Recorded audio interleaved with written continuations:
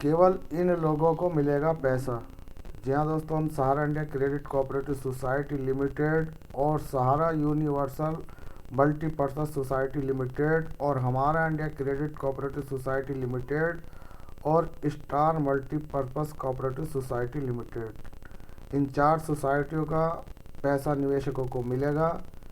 Other जितनी भी सहारा की इकाइयां हैं, चाहे वो क्यू शॉप है, रियल इस्टेट है, हाउसिंग बॉन्ड है और भी दर्जनों इकाइयां हैं, उनका पैसा नहीं मिल पा रहा है।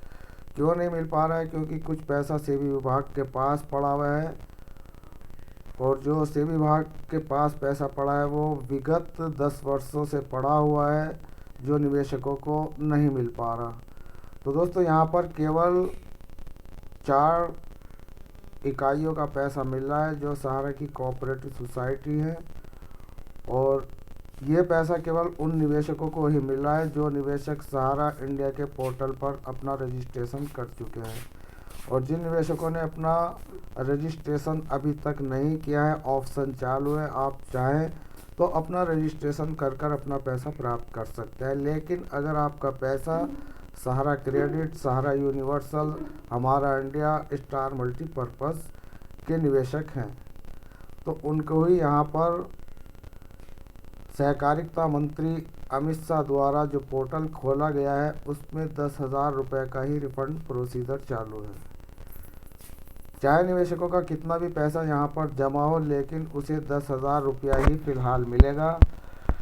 क्यों मिलेगा? क्योंकि यहाँ पर 5,000 करोड़ रुपया जो सेबी विभाग के अकाउंट से निकाला गया है, उस अकाउंट से निकाले गए 25,000 करोड़ रुपए में से 5,000 करोड़ रुपए सहारा क्रेडिट कोऑपरेटिव सोसाइटी के निवेशकों को बांटा जाएगा। निवेशकों की संख्या ज़्यादा है, पैसा कम है, और आने वाले वक्त में भी ये पैसा आगे को बांटने का यहाँ पर एक प्रोसीजर चालू है कि 10-10 हज़ार रुपये की किस्तों के तौर पर यहाँ पर निवेशकों को पैसा लौटाया जाएगा। अब दोस्तों, कहने का मतलब यह है कि ज़्यादातर निवेशकों के बॉन्ड जो वहाँ पर सबमिट किए गए हैं उस वेबसाइट पर, जो सारा रिफंड पोर्टल है, वहाँ से निवेशकों के जो मोबाइल नंबर दिए गए हैं उन पर जो मैसेज आ रहे हैं वो ज़्यादातर रिजेक्टेड फार्म के आ रहे हैं। तो रिजेक्टेड फार्म के जो मैसेज आ रहे हैं उनको सुधारने का भी उन्होंने ऑप्शन दिया है। लेकिन दोस्तों, ये सब जो बातें हैं ये निवेशकों को उलझाने वाली है। सच बात यह है कि 5,000 करोड़ रुपए की राशि बहुत छोटी राशि, जो 83,000 करोड़ रुपए जो निवेशकों को देने हैं 4 कोऑपरेटिव सोसाइटियों के, उनके लिए बहुत छोटी राशि अभी यहाँ पर निकाली गई है। इसलिए ज़्यादातर यहाँ पर निवेशकों को जो रिजेक्टेड के ऑप्शन आ रहे हैं वो छोटी छोटी कमियों को जो यहाँ पर बहाना बनाकर उनको रिजेक्टेड में डाला जा रहा है और आपको उसको सही करने के लिए कहा जा रहा है।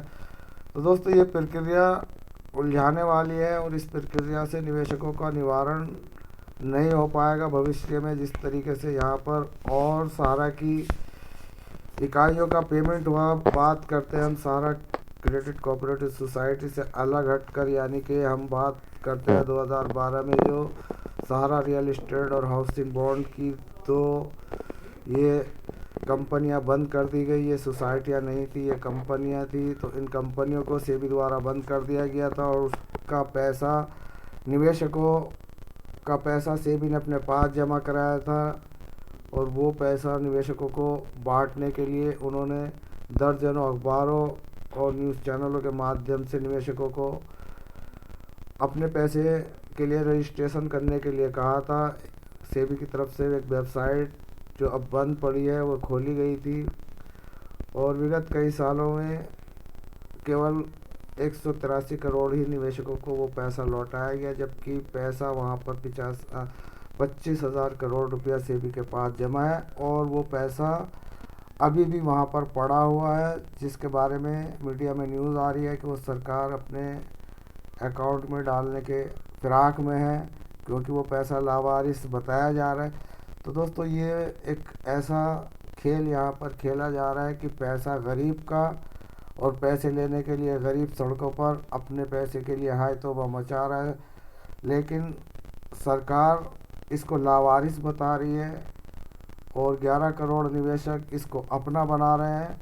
तो दोस्तों यहाँ पर निवेशकों के साथ एक बहुत बड़ा धोखा है और वो धोखा जांच प्रक्रियाओं की ढुलमुल नीति के चलते है, क्योंकि अगर सरकार चाहे तो प्रत्येक निवेशकों को सहारा इंडिया की जितनी सोसाइटियाँ या जितने भी इनके इकाइयाँ हैं उनमें निवेशकों का पैसा जमा है और उस पैसे का किस तरीके से अदल बदल किया गया सारा सुब्रत राय के द्वारा रातों रात कंपनियों में अलग दूसरी कंपनियां खोली गई, उनमें शिफ्ट कर दिया गया। यही सब परेशानियां निवेशकों के सामने है जिससे निवेशक जूझ रहे हैं। सरकार को इस ओर ध्यान देना चाहिए, क्योंकि सरकार डायरेक्टली नहीं कह सकती है कि ये पैसा लावारिस है, क्योंकि ये पैसा गरीबों की मेहनत का पैसा है। और जो निवेशकों के साथ सारा सुब्रत राय ने शोषण किया है, उनका पैसा एक कंपनी से दूसरी कंपनी में डाल दिया और वो पैसा निवेशकों तक नहीं पहुंच पा रहा। क्यों नहीं पहुंच पा रहा? क्योंकि सारा सुब्रत राय चाहते थे कि जो पैसा मैं सेबी के अकाउंट में डालूंगा, जब निवेशक अपने वहाँ पर दस्तावेज ही नहीं भेजेंगे जो कन्वर्ट कर दिए गए हैं, दूसरी इकाइयों के पेपर बदल दिए गए हैं, तो निवेशकों को पैसा नहीं मिलेगा और वो पैसा सेबी से मैं वापस ले लूँगा। लेकिन दोस्तों ये सपना पूरा नहीं हो सका, क्योंकि वहाँ पर जो सरकारी प्रक्रियाओं में जो पैसा उलझ जाता है वो वापस नहीं मिलता। क्यों नहीं मिलता? कि आप प्रूफ दीजिए और प्रूफ वहाँ पर मौजूद नहीं, तो उस पैसे को यहाँ पर जो है सरकार की जो सेबी विभाग है उसने इसको रोक रखा है और ये 11 साल 10 साल से पैसा पड़ा हुआ है। आज उसको लावारिस बता रहे हैं, जबकि सड़कों पर 11 करोड़ निवेशक अपने पैसे की मांग कर रहे हैं।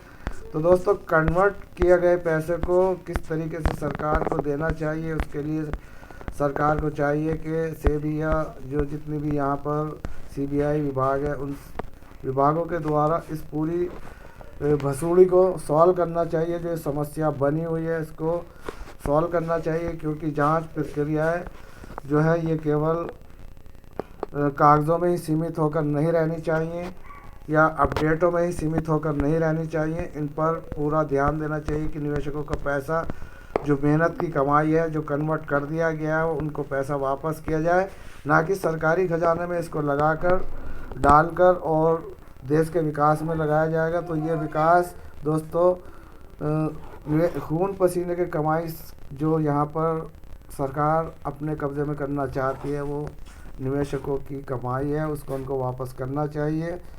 तो यही हमारा ज़्यादातर जोर रहता है कि निवेशकों को ज़्यादा से ज़्यादा अपने जो है हक के लिए लड़ना चाहिए। पहले भुगतान फिर मतदान जैसे जो स्टैम्प एजेंडे चल रहे हैं 2024 के इलेक्शन से पहले उन पर पुरजोर कोशिश करनी चाहिए। यही हमारी जो है कोशिश रहती है।